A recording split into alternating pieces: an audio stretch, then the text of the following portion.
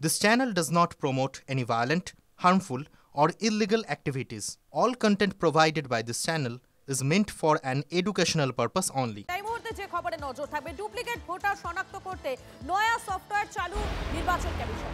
বৃহস্পতিবার থেকেই চালু হয়ে গিয়েছে নতুন সফটওয়্যার ডেমোগ্রাফিক সিমিলার এন্ট্রিজ। এই বিশেষ সফটওয়্যার একই নাম, ঠিকানা বা অন্যান্য ব্যক্তিগত তথ্যের মিল খুঁজে দ্রুত চিহ্নিত করতে পারবে। শ্রাবন্তী রয়েছেন আমাদের সঙ্গে, আমাদের প্রতিনিধি। শ্রাবন্তী, এই যে বিশেষ সফটওয়্যার, এই বিশেষ সফটওয়্যারে আর কি কি সুবিধা থাকছে? বেশ কিছুদিন ধরেই একটা অভিযোগ আসছে যে যদি কোনো অনুপ্রবেশকারী এখানে এসে কারোকে নিজের বাবা বলে পরিচয় দেয় এবং সেই অনুযায়ী বাদবাকি ডকুমেন্টস তৈরি করে ভোটার কার্ড বানানোর চেষ্টা করে বা এসআইআর এর নাম তোলার চেষ্টা করে, তাহলে আদতে কি কোনো জায়গা রয়েছে নির্বাচন কমিশনের সেখান থেকে খুঁজে বার করা?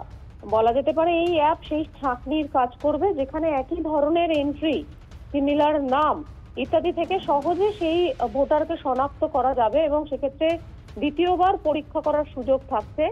ইয়ারোরা বিএলওদের ফের সেখানে আরেকবার তথ্য কালেক্ট করার কথা বলতে পারেন, যেহেতু ইতিমধ্যেই চালু হয়ে গেছে একটি বিশেষ অপশন যেখানে ইয়ারোদের রিকোয়েস্টের মাধ্যমে বিএলও তার নিজের ভুল সংশোধন করতে পারবেন। এই চেকিং এর পরে, অ্যাপের মাধ্যমে চেকিং এর পরে সেখান মারফত যাবতীয় পরীক্ষা নিরীক্ষা করে সঠিক তথ্য আপলোড করতে পারবে নির্বাচন কমিশন। ধন্যবাদ।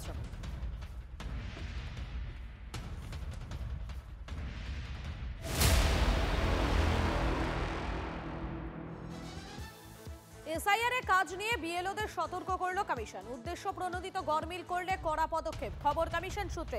সব রাজ্যে বিএলএদের বিরুদ্ধে এফআইআর হয়েছে, বাংলায় এখনো কারোর বিরুদ্ধে এফআইআর হয়নি।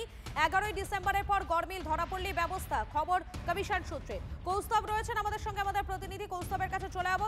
কৌস্তব, 11ই ডিসেম্বর একটা ডেডলাইন, সেই ডেডলাইনের পর যদি কোনো গরমিল ধরা পড়ে তাহলে তো বিএলওদের বিরুদ্ধে ব্যবস্থার হুঁশিয়ারি কমিশনের বলে।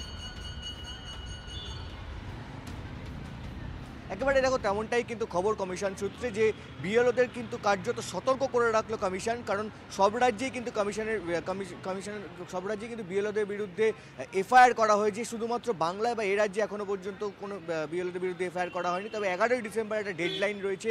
কমিশন সূত্রে এমনটা খবর পাওয়া যাচ্ছে যে উদ্দেশ্য প্রণোদিতভাবে কেউ যদি গরমিল করে তাহলে কিন্তু তারপরে এই রাজ্যেও সেক্ষেত্রে বিএলওদের বিরুদ্ধে এফআইআর করা হতে পারে, এমনটাই খবর কমিশন সূত্রে। কারণ দেখো বিভিন্ন ক্ষেত্রে কিন্তু বিভিন্ন সময় দেখা যাচ্ছে অনেক কিছু অভিযোগ উঠে আসছে এবং সেই বিষয়কে যাতে কড়া হাতে সামলানো যায় সেই জন্যই কিন্তু কমিশন এই কড়া পদক্ষেপ নিতে চলেছে, এমনটাই খবর কমিশন সূত্রে। 11ই ডিসেম্বর একটা ডেডলাইন রয়েছে, কারণ এনুমারেশন ফর্ম জমা এবং আপলোড করার যে সময়সীমা রয়েছে সেটা 11ই ডিসেম্বর পর্যন্ত রয়েছে। এবং তারপরে কমিশন সূত্রে এমনটা খবর জানা যাচ্ছে যে কোনো বিএলওর বিরুদ্ধে যদি উদ্দেশ্য প্রণোদিতভাবে যদি কোনো গরমিল করার যদি অভিযোগ, সে তথ্য যদি হাতে আসে, তাহলে সেই বিএলওর বিরুদ্ধে কিন্তু এ রাজ্য অন্যান্য রাজ্যের মতো কিন্তু এ রাজ্যেও হয়তো তার বিরুদ্ধে বা তাদের বিরুদ্ধে কিন্তু এফআইআর করা হতে পারে। ধন্যবাদ কৌস্তব। এসআইআর তথ্য নির্ভুল রাখতে এবারে আরো কড়াকড়ি কমিশনের। নিজের দায়িত্বে আলাদা ফর্মে মৃত ভোটারদের তথ্য দিয়ে সই করতে হবে বিএলওদের। আলাদা ফর্মে দিতে হবে মৃত ডুপ্লিকেট শিফটেড ভোটারদের তালিকাও। বিএলও মঞ্চের দাবি ঘিরে নতুন করে শোরগোল। অসংগৃহীত অন্যত্র সরে যাওয়া ভোটারদের নাম থাকবে ফর্মে। আলাদা ফর্মে বিএলওর সঙ্গে সই করতে হবে বিএলএকেও। ভুল তথ্য দিলে বিএলও বিএলএদের ওপর নামতে পারে শাস্তির খাড়া। সিস্টেমটা তৈরি করেছে, কারণ এটা বিএলও অ্যাপের মধ্য দিয়ে যখন আমরা একটা জিনিসকে আপলোড করছি, মার্ক আনকালেক্টেবল, পরিবারের সিগনেচার, তাদের প্রয়োজনীয় ডকুমেন্টস দিয়ে, তো সেখানে আবার মানে আরও একটা প্রসেস কেন চালু হবে প্যারালালি, যেখানে বিএলওরা সই করবে, সেখানে আমাদেরকে দিয়ে সই করিয়ে একটা মুজলেখা লিখিয়ে নেওয়ার মতো। ভবিষ্যতে কি আমাদেরকে আবার বিপদে ফেলতে চাইছে? প্রথম দিন থেকে এরা বিভিন্ন কাজে আমাদেরকে বিপদে ফেলতে চাইছে। দিনের দিন হচ্ছে নিয়ম পাল্টে যাচ্ছে। আজ বলা হচ্ছে ফটো আপলোড করো, কাল বলা হচ্ছে ফটো দরকার নেই।